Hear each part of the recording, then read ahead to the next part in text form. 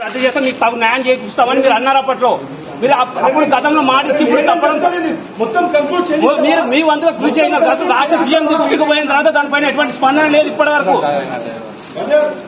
చెప్పేది కంక్లూడ్ అలా మీ వంతుగా కృషి చేస్తున్నారు కాకపోతే రాష్ట్ర సీఎం నుంచి దానిపైన ఎటువంటి స్పందన లేదు. ఒక రివ్యూ మీటింగ్ కోసం రివ్యూ అంటే సోషల్ మీడియాలో వైరల్ కావడానికి మాత్రమే జరిగింది. అంతకుముందు దానిపైన ఎటువంటి లేదు. హైకోర్టులో కేసు గెలిచిన కానీ సుప్రీంకోర్టుకి పోతుంది. మీరు మాకు న్యాయం చేయాలని ఉండింటే రాంగ్ క్వశ్చన్ విషయంలో సుప్రీంకోర్టు పోయే వాళ్ళు కాదు. హైకోర్టులో కూడా జీవో 40 కేసు గెలిచే విషయంలో ఉంటే కూడా ఏజ్ గారితో అడ్డుకోనిస్తున్నారు మీరు.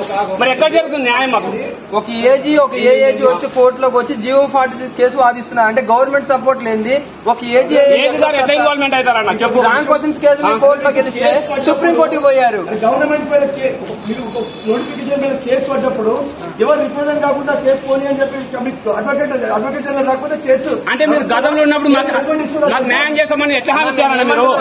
న్యాయం చేయమని చెప్తారు. ఎక్కడ చేస్తున్నారు? వాళ్ళని ట్రైనింగ్ పంపారు, మమ్మల్ని దేకట్లేదు. ఎక్కడ చేస్తున్నారు చెప్పండి. దానికోసమే మీరు ఎప్పుడు చెప్పేది అడగనని అడుగు, చెప్పేది కంక్లూజన్ వచ్చారు కానీ ఒప్పుకుండు లేదు. ఇప్పుడే ఉద్యోగం కావాలంటే ఎవరు రాజకీయ టీఎస్ఎస్ ట్రైనింగ్ ఎప్పుడు పంపుతారు? టీఎస్ఎస్ ట్రైనింగ్ ఎప్పుడు పంపుతారు? వాళ్ళకు కూడా రెడీ చేస్తున్నారు అన్న. వాళ్ళు కూడా పోతారు. వాళ్ళు పోయిన తర్వాత మేమేం చేయలేము. గట్టి మాట